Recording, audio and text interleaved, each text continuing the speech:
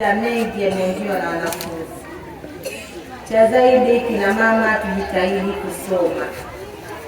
Tunafanya mambo mengi ambayo hayafai katika ulimwengu. Swala kubwa tumejitia kwenye mikopo, kwenye riba.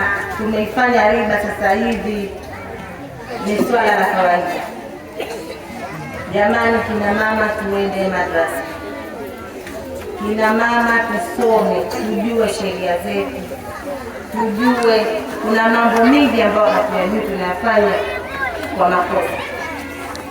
Mimi sina mengi, ila Ustaz amefanya la maana kuwaletea darasa la kina mama. Tusome kina mama hima maonyesho yakiisha, basi mimi nadhani mwakani tukija tutakutana na watu wengi kwa insha Allah.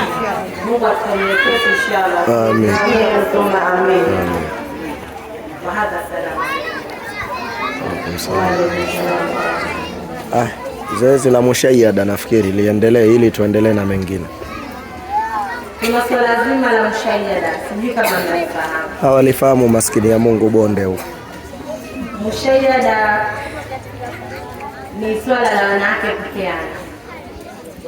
Huwa tukienda kwenye maulidi kama taasisi imewalika, madrasa hii imewalika, basi kuna kitu kidogo tunawapelekea. Sisi wenyewe tulikuwa hapo bado hatujaanza, ila ndio na sisi tumelianza. Tumeona na sisi tuwashirikishe, muweze kujikija kwetu, muweze basi kulifanya na nini. Sisi tumekuja na kitu kidogo kuwapa wamama kwa madrasa hii. Kwa hiyo inshallah kama tunajaliwa na nyinyi kija shambani kwetu, basi mnakuja na chai ziada. Inshallah. Sisi tumekuja na 30, japo kidogo tuomba mkiko. Takbir.